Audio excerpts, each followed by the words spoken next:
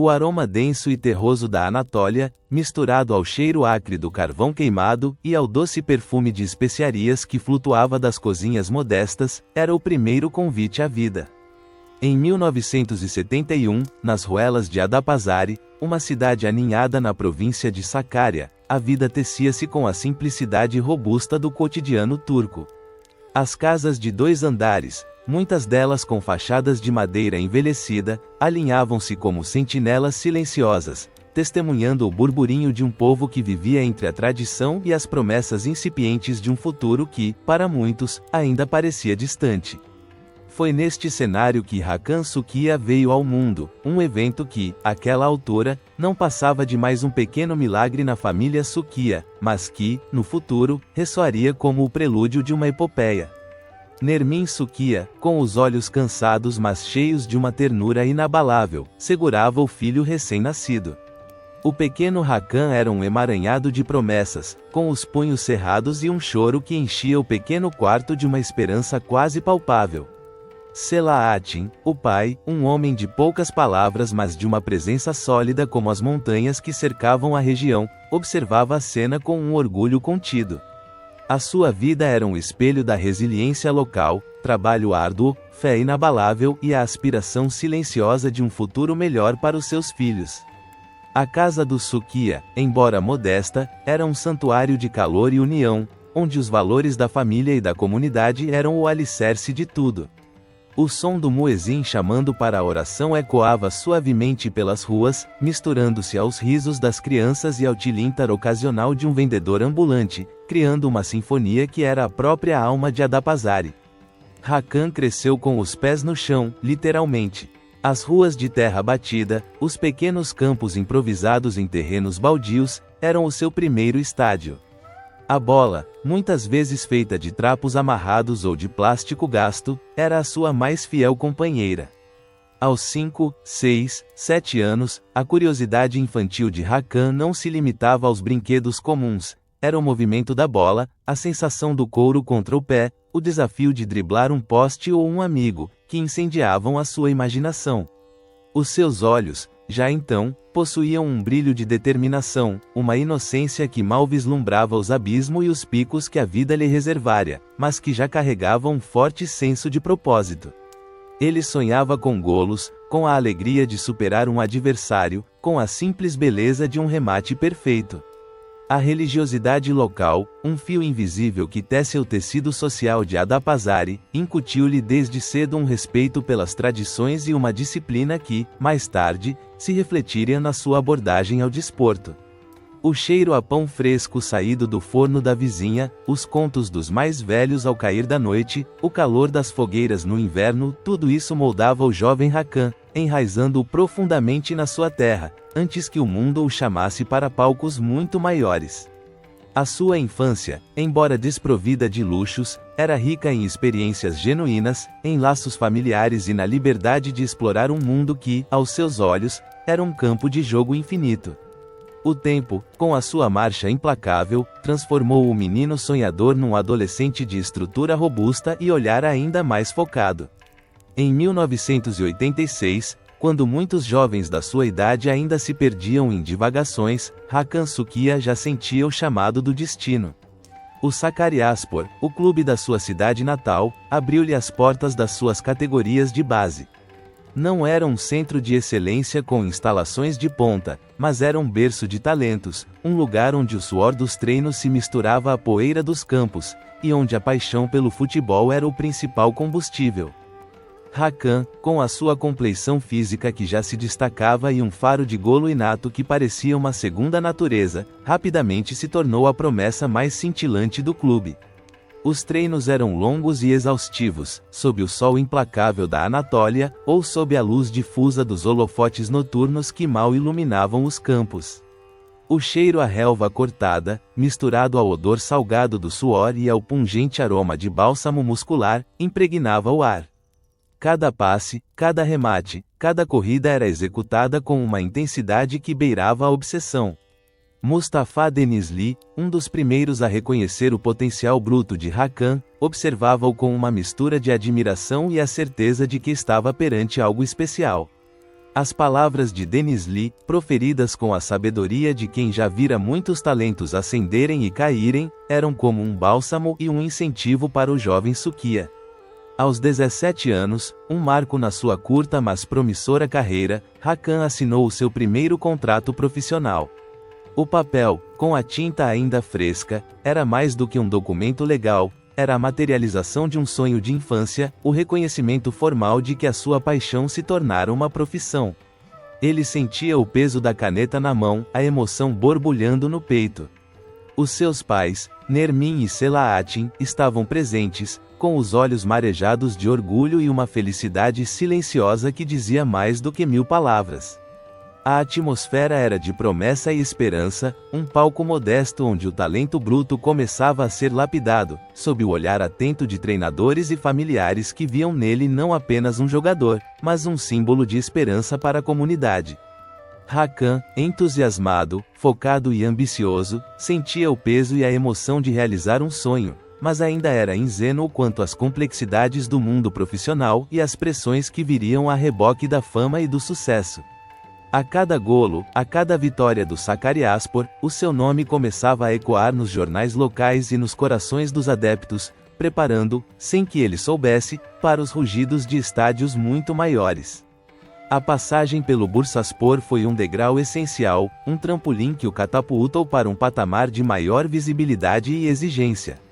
A sua eficácia em frente à baliza continuava a ser notável, e o seu nome já não era apenas um sussurro, mas um burburinho que atravessava as fronteiras da província. Então, em 1992, o chamado veio de Istambul, a cidade que unia 2 continentes, um caldeirão de culturas e ambições. O Galatasaray, um dos maiores e mais prestigiados clubes da Turquia, bateu à porta. A proposta era irrecusável, o desafio, monumental. Deixar Adapazarı, a sua terra, o calor do lar familiar, para mergulhar na grandiosidade e na impessoalidade de uma metrópole como Istambul, era um salto no desconhecido. A viagem para Istambul foi uma transição não apenas geográfica, mas emocional. As paisagens familiares foram gradualmente substituídas pela vastidão da urbe, pelos arranha-céus que se erguiam em contraste com as mesquitas históricas, pelo incessante tráfego de veículos e pela multidão anônima que se movia com uma pressa diferente. Hakan sentiu o ar denso da expectativa e da competição assim que pisou o solo da capital. A atmosfera era vibrante e desafiadora. O estádio Ali Sami Yen, a casa do Galatasaray, era uma fortaleza de paixão, com as suas bancadas imponentes e a aura de glória que pairava sobre o relvado. O cheiro a tinta fresca nas paredes dos balneários, o eco dos passos nos corredores vazios antes de um treino, tudo parecia amplificado. A pressão era tangível, cada jogo era uma batalha, cada treino uma prova. O desafio de se afirmar num novo patamar de exigência, entre jogadores experientes e nomes consagrados, era imenso. Hakan, ansioso mas confiante, sentia a responsabilidade de honrar a camisa vermelha e amarela, as cores de um gigante com milhões de adeptos. Era uma mistura de deslumbramento com a nova realidade, a grandeza do Bósforo, a beleza da Hagia Sofia, a energia inesgotável dos bazares e uma autoconfiança inabalável no seu potencial. Ele sabia que o seu lugar era ali, no centro das atenções, a lutar por cada bola, por cada golo, para deixar a sua marca na história do clube. A sua chegada ao Galatasaray não foi apenas uma transferência, foi uma coroação antecipada, um presságio dos dias gloriosos que estavam por vir. Os anos seguintes foram um turbilhão de golos, vitórias e uma crescente adoração dos adeptos.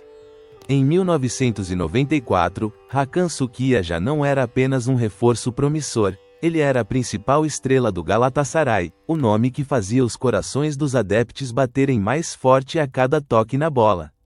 Os seus golos decisivos, muitos deles de cabeça, a sua força física avassaladora e a sua capacidade de estar sempre no lugar certo na hora certa, tornaram-no um ícone. O rugido da multidão a cada golo era um som que o envolvia, uma melodia de triunfo que se tornou a banda sonora da sua vida. As bancadas do Ali Sami Yen vibravam, as bandeiras tremulavam, e o nome, Hakan, era cantado em uníssono, um coro poderoso que se elevava aos céus de Istambul. Foi neste período que a alcunha, Rei do Bósforo, ecoou pela primeira vez nos estádios e nas ruas da cidade, tornando-se um símbolo da sua majestade dentro de campo.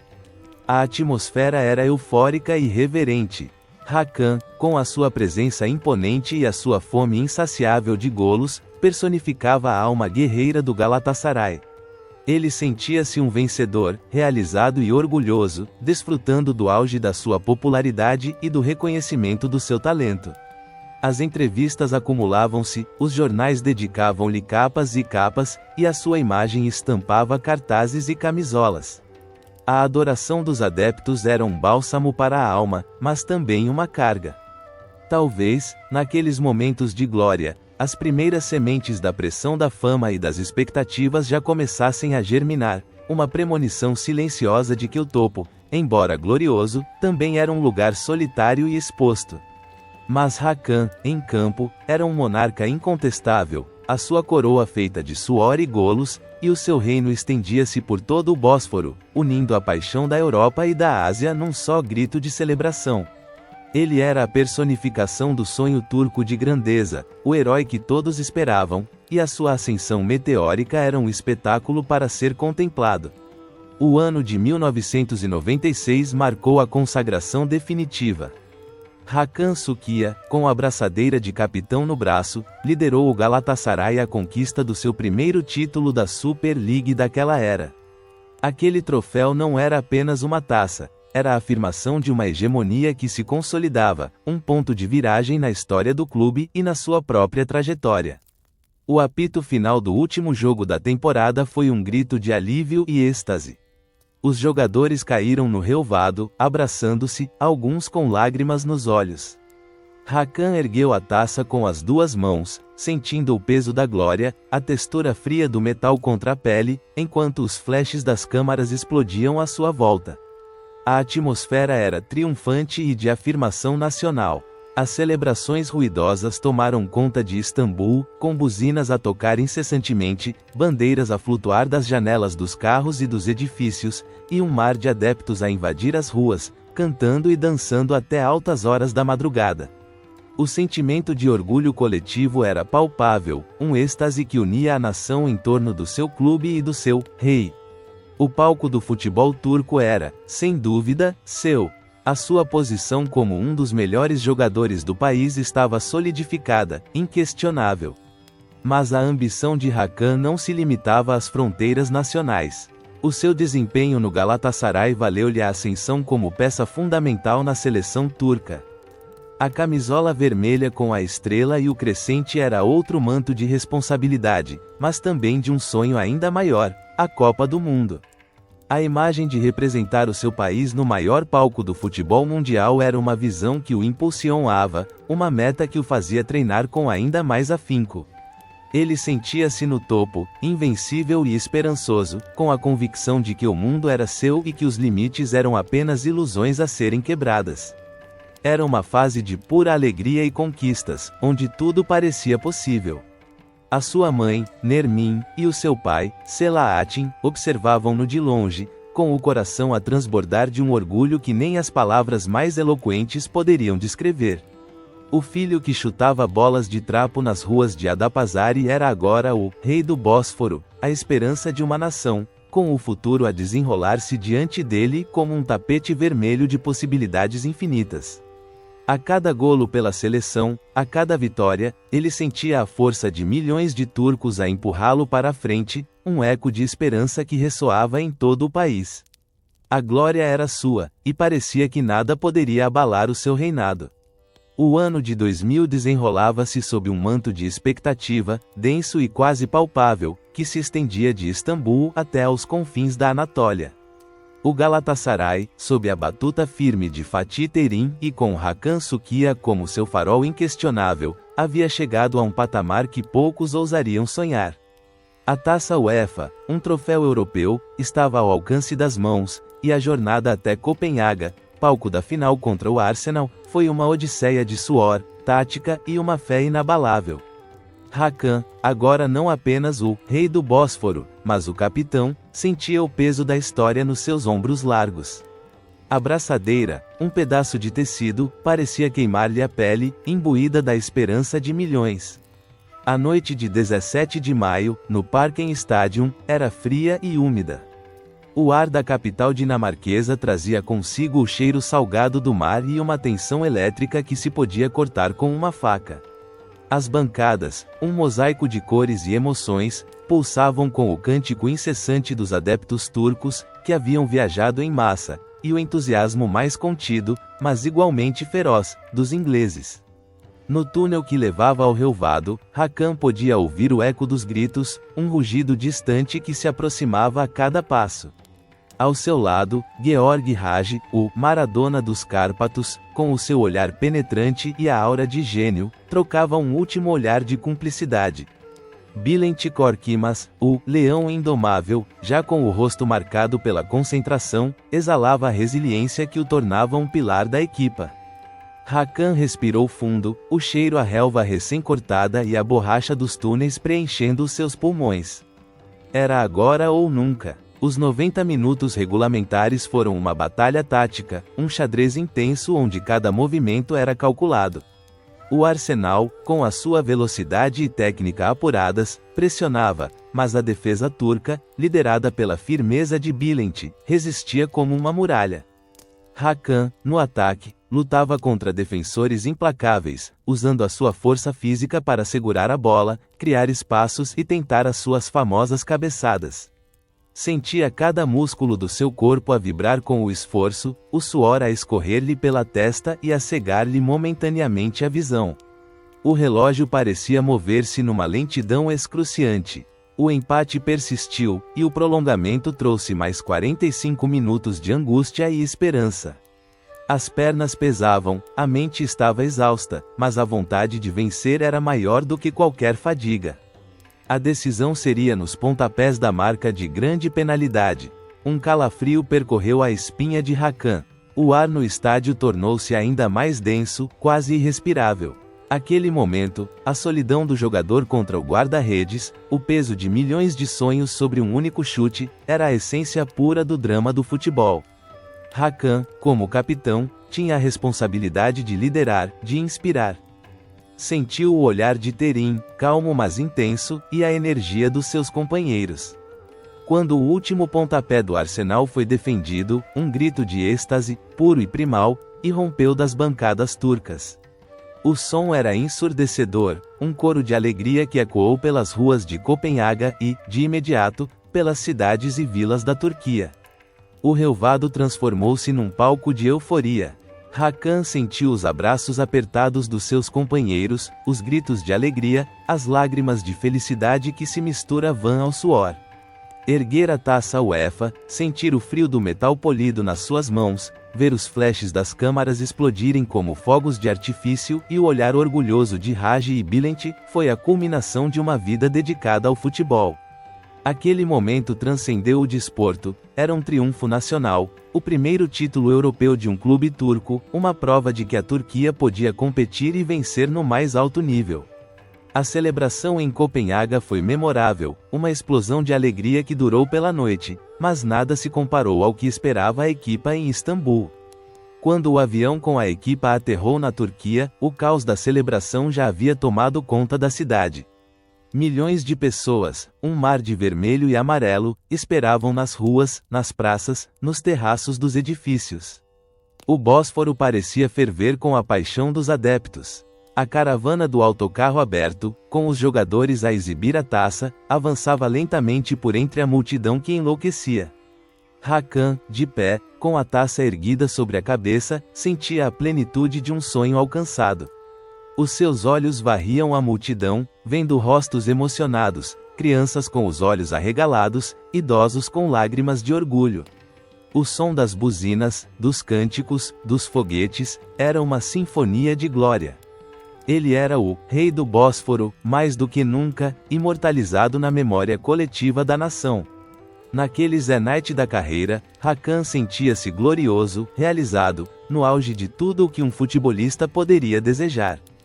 Havia uma sensação de invencibilidade, de que havia conquistado o topo da montanha.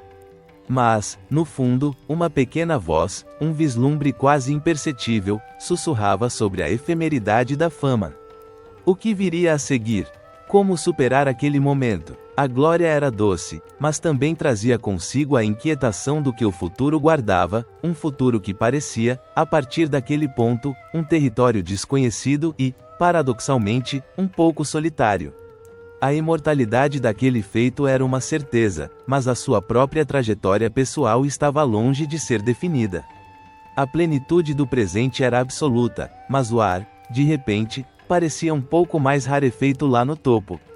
A névoa dourada da glória da taça UEFA demorou a dissipar-se, mas o mundo do futebol, com a sua voragem incessante, não permitia longas pausas para a contemplação. 2001 marcava o início de uma nova fase, um capítulo de ambição e desafio que levaria Hakan Sukiya para além das fronteiras da sua amada Turquia. Aquele que fora o rei incontestável do Bósforo sentia o chamado de outros palcos, de outras ligas, onde a exigência e a competição eram ainda maiores. A Série A italiana, na altura considerada o campeonato mais tático e difícil do mundo, acenava com o seu prestígio e o seu desafio. O Inter de Milão, um gigante europeu, demonstrou interesse, e a proposta era irrecusável. Era a oportunidade de provar-se, de mostrar que o seu talento não se limitava ao domínio turco, que ele era capaz de brilhar entre as maiores estrelas do futebol mundial. A mudança para Milão foi um choque cultural e desportivo. A vibrante e caótica Istambul, com os seus sons familiares, os seus cheiros a especiarias e chá, e o calor humano incondicional dos adeptos, foi substituída pela elegância austera de Milão. A língua italiana, com a sua melodia rápida e as suas nuances, era um obstáculo inicial. O estilo de vida, o ritmo da cidade, tudo era diferente. No Inter, Hakan não era o rei. Era mais um entre muitos talentos, um recém-chegado que precisava de lutar por cada minuto em campo. A atmosfera no balneário, apesar de acolhedora, não tinha a mesma familiaridade ou a mesma energia de uma família que ele havia construído no Galatasaray. O ar no centro de treinos do Inter, com a sua organização impecável e a sua seriedade quase militar, cheirava a ambição global, a uma busca incessante pela perfeição. A adaptação foi árdua. A Série A era implacável, com defesas que pareciam muralhas intransponíveis e uma tática que priorizava a solidez acima de tudo. Hakan, acostumado a ser o ponto focal do ataque, o jogador a quem todas as bolas eram dirigidas, via-se agora a lutar por espaço, a adaptar-se a um sistema onde o seu papel era diferente. A pressão era imensa, não apenas vinda dos adeptos e da imprensa, mas também da sua própria autoexigência. Ele sentia a falta do rugido do Ali Sami Yen, dos cânticos em turco, daquele sentimento de pertencimento absoluto. Os golos, que antes pareciam fluir com naturalidade, agora vinham a conta-gotas, cada um uma pequena vitória pessoal. A solidão do jogador estrangeiro, longe de casa, tentando provar o seu valor num ambiente tão diferente, era uma sombra constante. A passagem pelo Inter, embora rica em experiência e aprendizado, foi breve. A busca por mais minutos em campo e por um encaixe tático mais favorável levou-o ao Parma. A esperança de um novo começo, de reencontrar a sua veia goleadora, era um farol. Parma, uma cidade menor, com um ritmo mais tranquilo do que Milão, oferecia um ambiente diferente. Hakan sentiu um leve alívio, uma sensação de poder respirar um pouco mais livremente. O cheiro a queijo parmesão e presunto, os sons mais suaves das ruas, eram um contraste com a grandiosidade milanesa. Contudo, a competitividade da Série A permanecia, e a sua passagem por lá também não se consolidou como esperava. Aquele período na Itália foi um turbilhão de emoções, uma montanha-russa entre a esperança de sucesso e a frustração de não conseguir replicar a magia que o tornara uma lenda na Turquia. Após a experiência italiana, o desafio seguinte veio de uma terra ainda mais distante, e com um estilo de futebol distinto: a Inglaterra. O Blackburn Rovers, um clube com uma história rica mas que não era um gigante como o Inter, ofereceu-lhe uma nova oportunidade. A Premier League, com a sua intensidade física, os seus jogos rápidos e o seu ambiente vibrante nos estádios, era um novo teste. Hakan sentiu a energia diferente assim que pisou o solo inglês. O clima, cinzento e úmido, contrastava com o sol da Turquia, e a língua inglesa, com a sua pronúncia peculiar, apresentava mais um desafio. O cheiro à cerveja e a relva molhada nos estádios ingleses era uma nova sinfonia para os seus sentidos. No Blackburn, Hakan tentou adaptar o seu jogo, a sua força, a um ritmo que, por vezes, parecia frenético demais para sua abordagem mais tática. A sua capacidade de cabeceamento continuava a ser uma arma valiosa, mas o jogo mais direto e a menor ênfase na posse de bola eram algo a que ele precisava de se acostumar. Os golos, embora não tão abundantes quanto na sua época de ouro no Galatasaray, eram importantes, pequenos sinais de que ele ainda podia fazer a diferença. Contudo, a Inglaterra, com a sua cultura diferente e a sua imprensa desportiva implacável, era um ambiente exigente. Ele sentia a saudade de casa, dos seus pais, Nermin e Selahattin, que o acompanhavam à distância com o coração apertado, torcendo por ele em cada jogo. Essas passagens por clubes estrangeiros, embora não tenham sido marcadas pelo mesmo sucesso estrondoso que ele desfrutara na Turquia, foram cruciais para o seu amadurecimento. Ele aprendeu a lidar com a adversidade, a adaptar-se a diferentes culturas e estilos de jogo, a enfrentar a pressão de não ser o centro das atenções. A ingenuidade dos primeiros anos havia dado lugar a uma compreensão mais profunda das complexidades do mundo do futebol e da vida. Ele percebeu que a glória era efêmera, que a adulação podia desaparecer tão rapidamente quanto surgia. No seu íntimo, Hakan Sukiya, o rei do Bósforo, começava a sentir o peso das suas escolhas, a nostalgia de um tempo em que tudo parecia mais simples e a certeza de que, apesar de todos os desafios, o seu coração pertencia à Turquia. Aquele período longe de casa foi um laboratório de autoconhecimento, preparando-o, sem que ele soubesse, para os desafios muito maiores que a vida, para além dos relvados, ainda lhe reservava. A sua alma, que um dia fora apenas um campo de jogo, agora era um mapa complexo de experiências, cicatrizes e uma resiliência inabalável, forjada no calor das batalhas europeias e no frio das noites estrangeiras. Ele ansiava por um regresso, por um reencontro com a sua pátria, com o abraço da sua gente, um pressentimento de que o seu lugar, verdadeiramente, era onde o Bósforo dividia e unia a sua terra. Aquele anseio por um regresso, por um reencontro com a sua pátria, não era apenas um sussurro na alma de Hakan, era uma melodia persistente que se tornou um crescendo em 2002. A Copa do Mundo da Coreia do Sul e Japão não era apenas um torneio de futebol, era um palco global, uma oportunidade para a Turquia, uma nação muitas vezes subestimada no panorama desportivo internacional, mostrar a sua força. Hakan Sukiya, com a braçadeira de capitão no braço e o peso de milhões de esperanças nos ombros, sentia o chamado do dever. O ar que respirava nos campos de treino na Ásia era diferente, carregado de uma expectativa febril e do cheiro exótico de uma cultura distante, mas a sua mente estava fixa na bandeira vermelha com a estrela e o crescente. Cada jogo era uma batalha, cada vitória uma explosão de orgulho que ecoava em Istambul e nas mais remotas aldeias da Anatólia.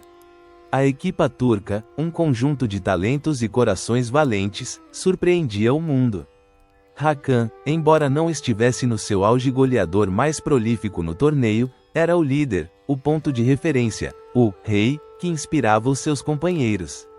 A sua presença imponente na área adversária, a sua capacidade de segurar a bola e a sua visão de jogo eram cruciais. Os seus olhos, antes de cada partida, varriam o estádio, fixando-se nas bandeiras turcas tremulando, sentindo a energia que vinha de tão longe. Então veio o jogo contra a Coreia do Sul, a disputa pelo terceiro lugar. Era um adeus glorioso ao torneio, uma chance de cimentar a melhor campanha da história da Turquia em Copas do Mundo. No relvado do Daegu World Cup Stadium, o clima era de celebração antecipada, mas também de uma última e feroz disputa.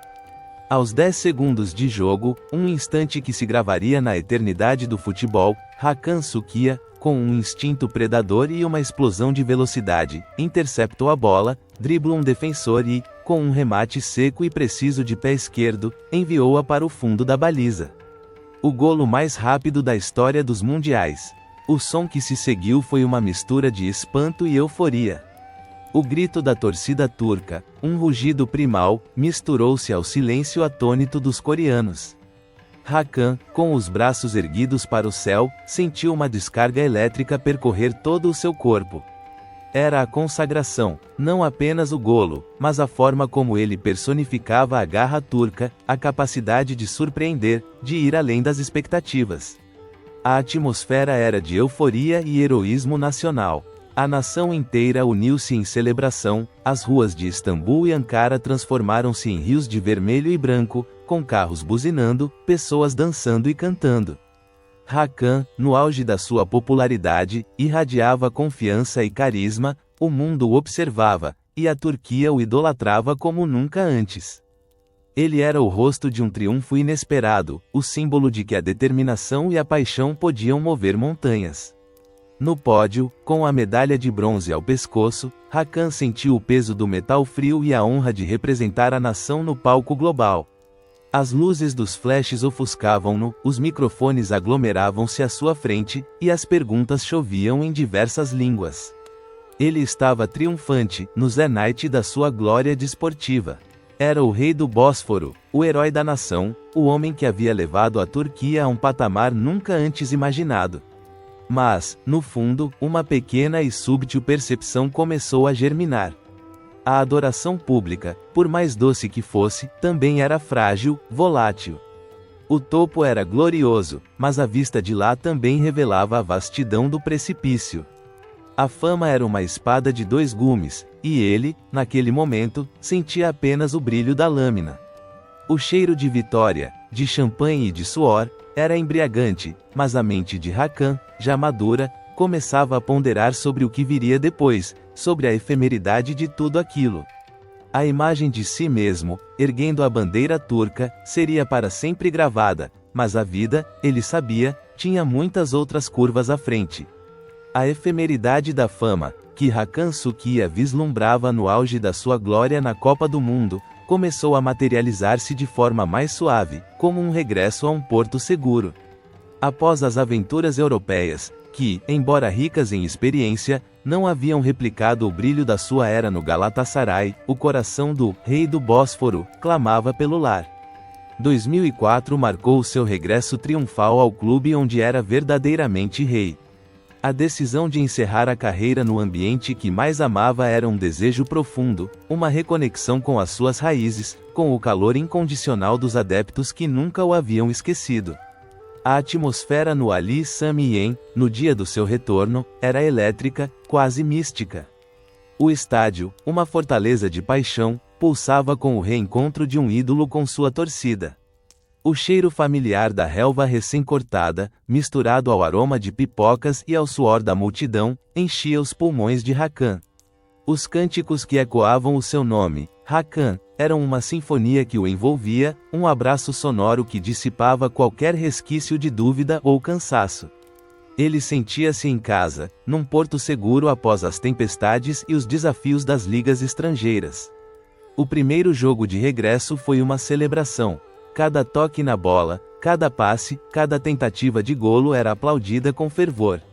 Hakan, com a sua experiência e sabedoria, continuava a ser uma referência, um líder, mesmo que o seu ritmo já não fosse o mesmo dos seus 20 e poucos anos. A reconexão com os adeptos foi imediata e profunda. As crianças que o viam jogar pela primeira vez na televisão, agora o viam em carne e osso, o seu herói a vestir novamente a camisola amarela e vermelha. Para os mais velhos, era como se o tempo tivesse parado, como se o seu rei nunca tivesse partido. Ele buscava mais glórias em casa, não apenas por si, mas pela sua gente, pela sua equipa, pelo seu clube. O vestiário do Galatasaray, com os seus sons familiares de chuteiras a bater no chão, as vozes dos companheiros em turco, as brincadeiras e a camaradagem, era um bálsamo. Hakan sentia-se confortável, realizado e grato. O calor do lar e a afeição incondicional eram um escudo contra as pressões externas. Ele era o mentor para os mais jovens, o conselheiro para os mais experientes. Era uma fase de maturidade e sabedoria, onde cada treino, cada jogo, era desfrutado com uma intensidade diferente, uma consciência de que o tempo no campo estava a encurtar. Ele sabia que cada golo, cada vitória, tinha agora um sabor de despedida, um legado a ser construído até o último minuto. A cada passe, a cada cabeceio que mandava a bola para a rede, Hakan sentia a energia da multidão, a gratidão nos olhos dos seus companheiros. A sua alma, que havia vagado por terras estrangeiras, agora estava em paz, ancorada no Bósforo, no coração da sua Turquia. Ele observava o pôr do sol sobre o estreito, as mesquitas iluminadas, e sentia uma profunda conexão com a história daquele lugar. A vida como jogador de futebol profissional, ele sabia, estava a chegar ao fim, mas a sua jornada, a sua influência, estava longe de terminar. Aquele regresso não era apenas o fim de um ciclo, mas o início de uma nova busca, um novo propósito, que o levaria por caminhos inesperados, para além dos relvados, para um palco onde as regras do jogo eram muito mais complexas e as consequências, muito mais profundas. O apito final, que ecoou no Ali Sami Yen em 2007, não era apenas o fim de um jogo, era o ponto final de uma era, o adeus de Hakan Suki aos relvados profissionais. A atmosfera era de nostalgia e reverência. A multidão, em pé, aplaudia incessantemente, com lágrimas nos olhos e vozes embargadas, enquanto o rei do Bósforo dava a sua última volta olímpica, acenado para cada canto do estádio, absorvendo cada grito, cada demonstração de carinho. O cheiro da relva, agora, parecia mais doce, mais melancólico, misturado ao aroma das flores que lhe eram atiradas das bancadas. A transição para a vida pós-campo era um passo inevitável, um reconhecimento de uma carreira brilhante e a busca por novos propósitos que preenchessem o vazio deixado pela adrenalina dos jogos. A aposentadoria do futebol, para um homem da sua estatura e com o seu carisma, não poderia ser um mero recuo para a obscuridade. A Turquia, uma nação que o idolatrava, esperava mais dele.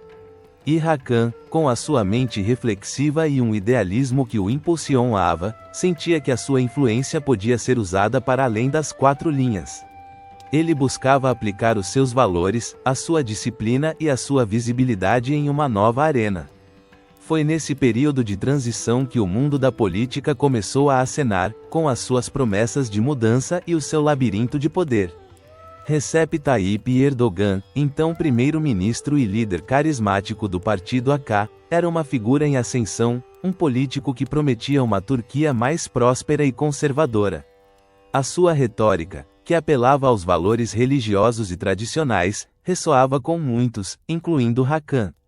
A aproximação entre os dois foi natural. Erdogan via em Sukiya não apenas um ícone nacional, mas um trunfo eleitoral, uma voz respeitada que poderia atrair um vasto eleitorado. Hakan, por sua vez, via em Erdogan um líder forte, alguém que partilhava os seus ideais de serviço e desenvolvimento para a nação. O ar da política, denso e complexo, começou a substituir o cheiro da relva. As reuniões em gabinetes austeros e climatizados, os discursos em comícios lotados, os debates sobre questões sociais e econômicas, eram um universo completamente diferente dos balneários e dos estádios. Hakan, curioso e idealista, mergulhava de cabeça nesse novo mundo, buscando entender as suas engrenagens, as suas regras não escritas.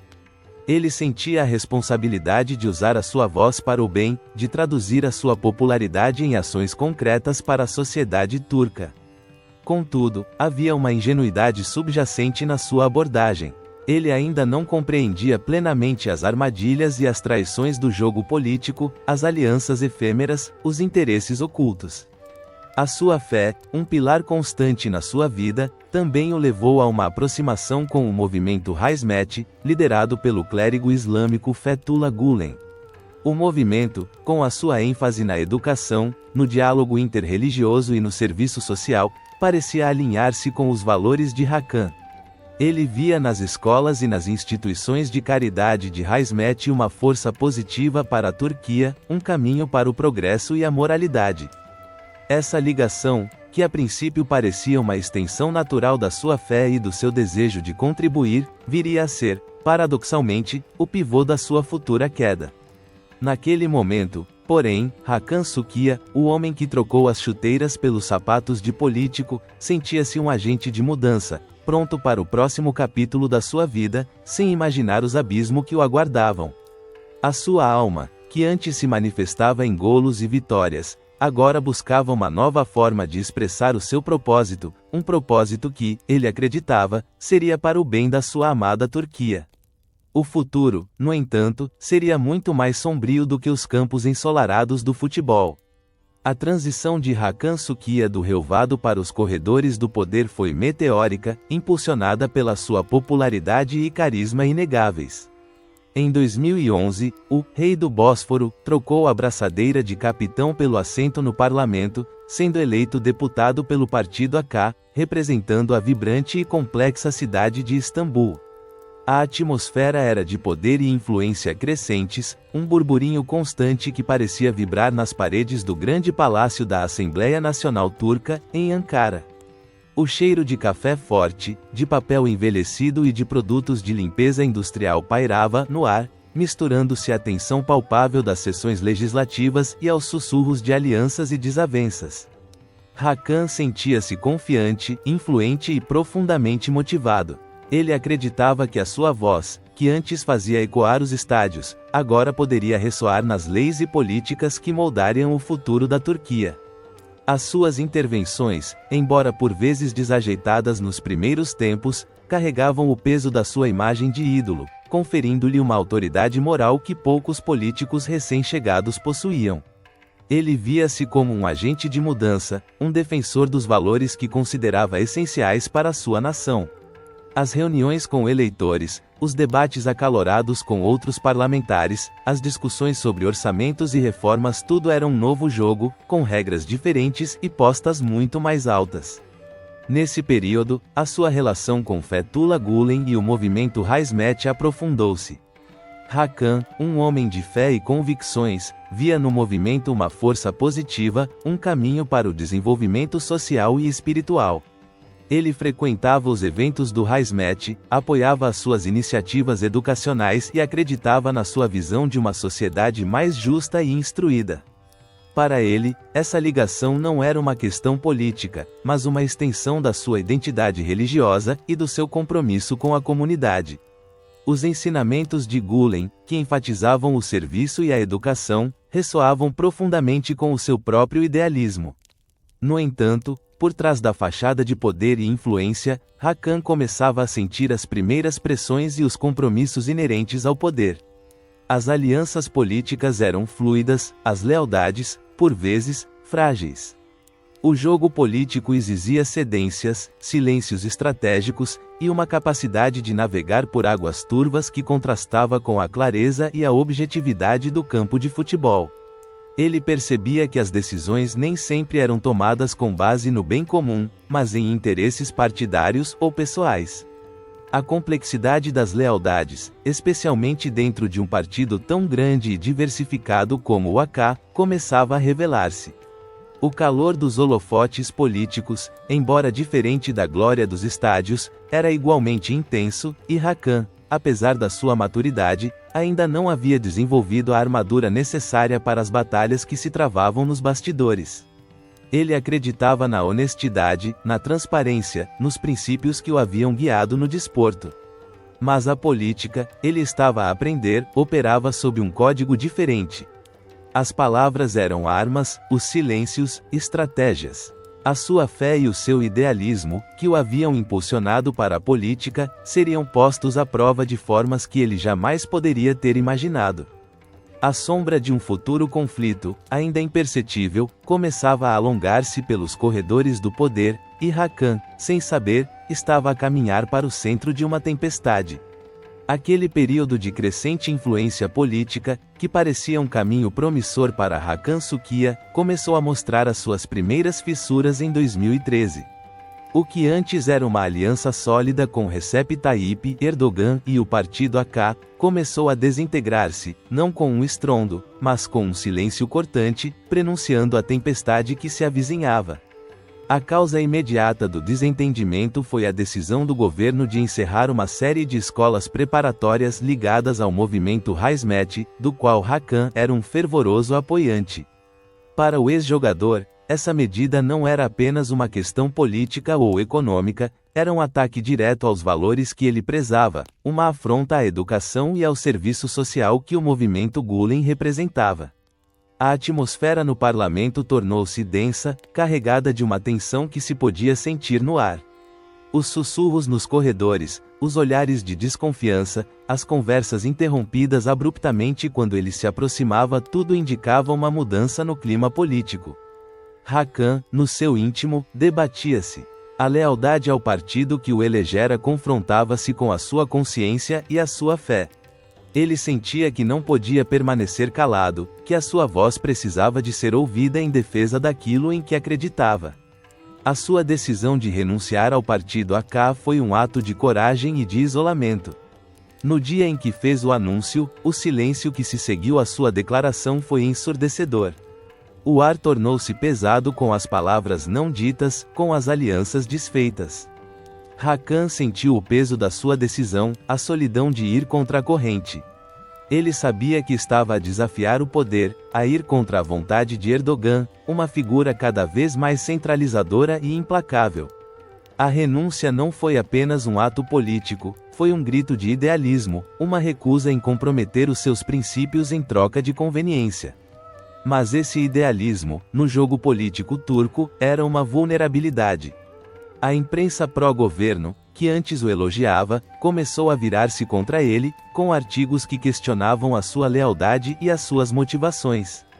Os seus antigos colegas de partido, que antes o cumprimentavam calorosamente, agora o olhavam com frieza, ou desviavam o olhar completamente. A sombra da polarização política começou a emergir com força total. A Turquia, já dividida entre diversas facções e ideologias, via essa cisão entre Erdogan e Gülen como um ponto de inflexão. E Hakan Sukia, com a sua renúncia, posicionava-se inequivocamente num dos lados do crescente conflito. Ele era um idealista, mas agora estava isolado, sentindo o peso da sua decisão e a solidão de ir contra a corrente. Uma mistura de convicção moral, que o impulsionava, e uma crescente apreensão sobre as consequências das suas escolhas, que o atormentava. Ele sentia que havia queimado pontes, que o caminho de volta era impossível. As ruas de Istambul, que antes celebravam o seu nome, agora pareciam um pouco mais frias, um pouco mais distantes. O cheiro de especiarias e chá, que antes o confortava, agora parecia misturar-se com um aroma de incerteza e perigo. A sua família, Nermin e Selahattin, observava os acontecimentos com preocupação, sabendo que a vida do seu filho estava a tomar um rumo perigoso. Hakan, o rei do Bósforo, que havia conquistado a glória nos relvados, agora enfrentava um adversário muito mais poderoso e imprevisível, o Estado. A sua alma, que ansiava por serviço e justiça, estava prestes a ser testada de formas que fariam as batalhas em campo parecerem meros jogos de criança. O presságio de uma futura perseguição, ainda um sussurro, começava a ganhar corpo, uma nuvem escura que se acumulava no horizonte da sua vida. Ele havia cruzado uma linha, e sabia que as consequências seriam inevitáveis e severas. O jogo, agora, era pela sua própria existência. A renúncia ao partido AK havia sido, para Hakan Sukia, um corte profundo, uma amputação dolorosa de laços que ele acreditava serem de lealdade e propósito partilhado. O silêncio que se seguiu à sua declaração no parlamento não era vazio, era um silêncio carregado de ameaças não ditas, de olhares que outrora eram de admiração e agora eram de desconfiança ou, pior, de condenação. O ar da capital, antes vibrante com os ecos da sua popularidade, agora parecia rarefeito, gélido, prenunciando uma solidão que ele jamais experimentara, nem mesmo nos momentos mais difíceis da sua carreira nos campos estrangeiros. Nos meses que se seguiram a 2013, a polarização na Turquia intensificou-se com uma ferocidade alarmante. A cisão entre o governo de Recep Tayyip Erdogan e o movimento Haismet, de Fethullah Gülen, transformou-se numa batalha aberta, uma guerra de narrativas que dilacerava o tecido social do país. Hakan, agora um deputado independente, encontrava-se numa terra de ninguém, um alvo fácil para ambos os lados, mas especialmente para o poder que ele havia ousado desafiar. As suas intervenções no parlamento, antes ouvidas com respeito, eram agora recebidas com desdém, com sussurros maliciosos e risos contidos. Ele sentia os olhares a perfurá-lo, como agulhas invisíveis, cada vez que se levantava para falar. A sua voz, antes um trovão nos estádios, parecia enfraquecer nos corredores frios do poder. O cheiro a incenso e a pão quente das padarias de Istambul, que antes o confortava, agora parecia misturar-se com o aroma metálico do medo e da incerteza. As notícias nos jornais, outrora repletas de elogios à sua carreira, agora o pintavam como um traidor, um inimigo do Estado, um peão nas mãos de forças ocultas. As acusações, inicialmente veladas, tornavam-se mais explícitas, mais virulentas. A sua ligação ao movimento Hizmet, que ele sempre vira como uma extensão da sua fé e do seu compromisso social, era agora distorcida, apresentada como uma conspiração, uma ameaça à segurança nacional. Hakan passava as noites em claro, a olhar para o teto, a mente a correr em círculos. As memórias dos golos, das celebrações, dos gritos de Rei do Bósforo, no Ali Samien, pareciam ecos distantes de uma vida que já não lhe pertencia. A solidão pesava como uma âncora. Ele sentia falta dos seus pais, Nermin e Selahattin, que o acompanhavam com uma preocupação crescente, mas que estavam longe, na sua Adapazari natal, testemunhas impotentes da queda do seu filho. A cada dia, a teia de acusações apertava-se um pouco mais, e Hakan sentia o ar a faltar-lhe. O seu idealismo, que o impulsionara para a política, agora parecia uma ingenuidade fatal. Ele havia acreditado na retidão, na justiça, mas o mundo em que se encontrava operava sob regras muito mais sombrias. A tensão no país atingiu seu clímax numa noite de verão em 2016. A 15 de julho, o som dos aviões de combate rasgando o céu noturno de Ankara e Istambul, os tanques nas ruas, os relatos caóticos de um golpe de Estado, transformaram a Turquia num cenário de guerra. Hakan, em sua casa, assistia aos noticiários com o coração acelerado, a incredulidade misturada com um terror gelado. O cheiro a pólvora, embora distante, parecia impregnar o ar, e o som das explosões e dos tiros ecoava na sua mente. Ele sabia, com uma certeza visceral, que a sua vida, e a da sua família, nunca mais seria a mesma. A tentativa de golpe foi rapidamente sufocada, mas a sua sombra estendeu-se por toda a nação, transformando-a num campo minado de desconfiança e repressão. O governo de Erdogan, agora com uma autoridade reforçada e um mandato para limpar o país, apontou o dedo ao movimento Hizmet, designando-o como uma organização terrorista e acusando Fethullah Gulen de ser o mentor por trás da insurreição. E, com essa acusação, a vida de Hakan Sukiya desabou.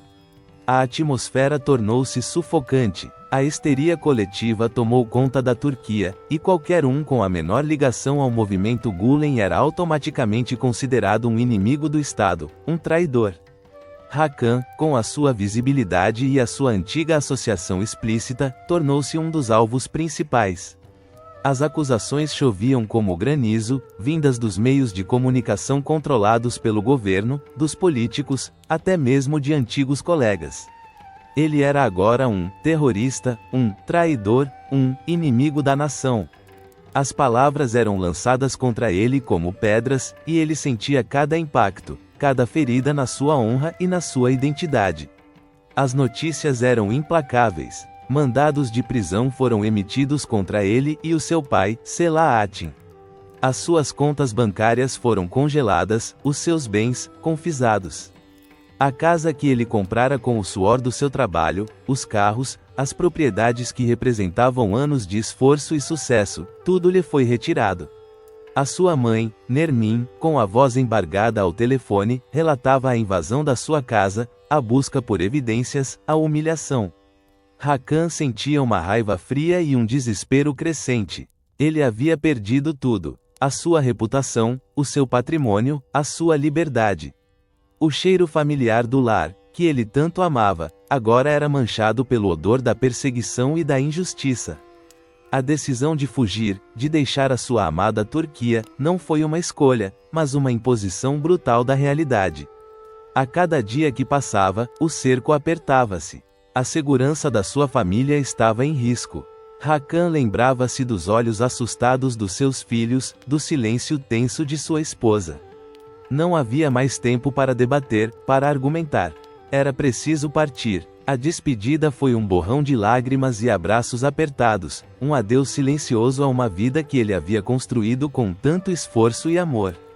O ar no aeroporto era pesado, o som das vozes, abafado. Cada passo em direção ao portão de embarque era um passo para longe de tudo o que conhecia, um passo para um futuro incerto, para a condição de fugitivo. A sua alma gritava em protesto, mas o instinto de sobrevivência e a necessidade de proteger a sua família eram mais fortes do que qualquer apego à sua terra. A chegada aos Estados Unidos foi um choque brutal. O rei do Bósforo, o ídolo de milhões, o homem que havia erguido taças e feito golos históricos, encontrava-se agora num país estrangeiro, anônimo, sem dinheiro, sem status, e com um peso enorme sobre os ombros. A grandiosidade de São Francisco, com as suas colinas íngremes e a névoa que abraçava a Golden Gate, parecia indiferente à sua tragédia pessoal. O cheiro salgado do Pacífico e o aroma das flores exóticas da Califórnia eram um contraste gritante com os cheiros familiares da Turquia. A vida em exílio foi uma descida abrupta da glória para a humilhação. Hakan Sukia, que outrora vivia cercado por luxo e adoração, viu-se a trabalhar em empregos modestos para sobreviver. Um dos seus trabalhos era como motorista de Uber, nas ruas movimentadas de São Francisco. A cada passageiro que entrava no seu carro, ele sentia um misto de vergonha e resiliência. Muitos deles, provavelmente, jamais imaginariam que o homem ao volante, com o seu inglês hesitante e o seu olhar melancólico, fora um dos maiores futebolistas da Turquia, um herói nacional. O cheiro de estofamento velho do carro, misturado ao aroma de café e fast food que os passageiros traziam consigo, era o novo perfume da sua realidade. Ele também tentou abrir um café, um pequeno negócio que simbolizava a sua tentativa de reconstruir uma vida, mas as dificuldades eram imensas, e a sombra da perseguição política parecia persegui-lo mesmo a milhares de quilômetros de distância.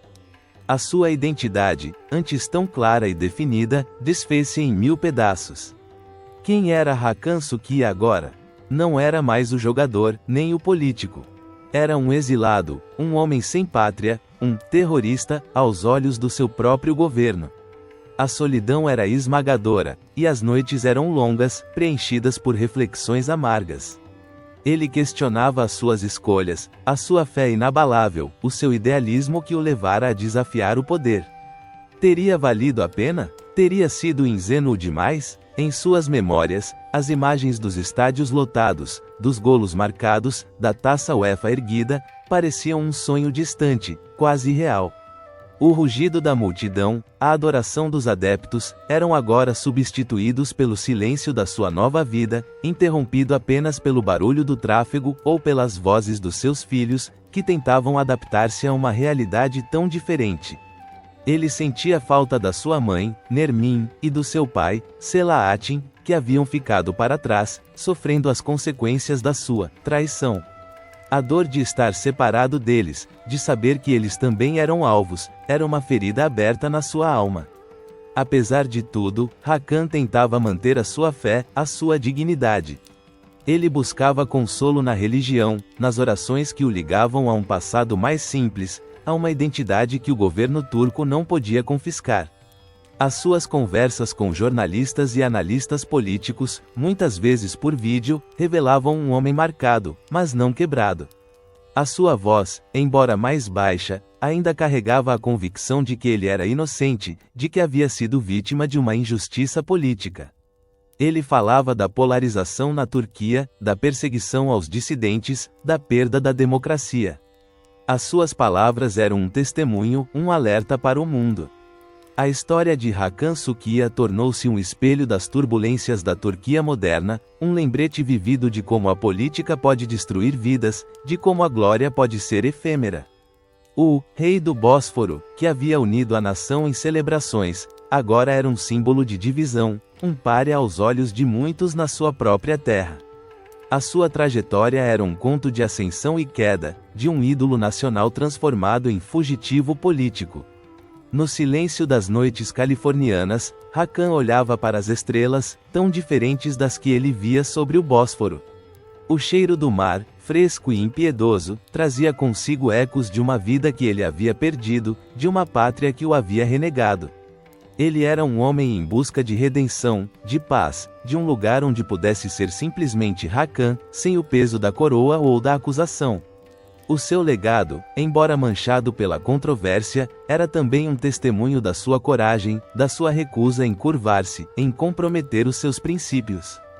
No fim, a sua história não era apenas sobre futebol ou política, era sobre a complexidade da identidade, sobre a resiliência do espírito humano diante da adversidade, e sobre o preço da liberdade em tempos de polarização.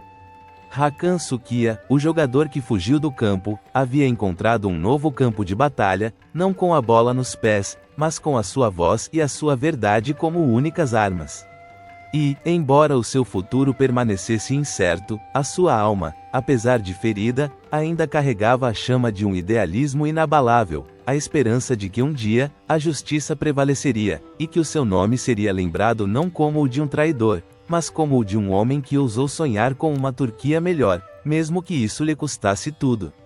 A sua epopeia, grandiosa e trágica, ficaria gravada para sempre na memória da nação, um conto de glória e exílio, de um rei destronado pelo próprio reino que um dia o idolatrara.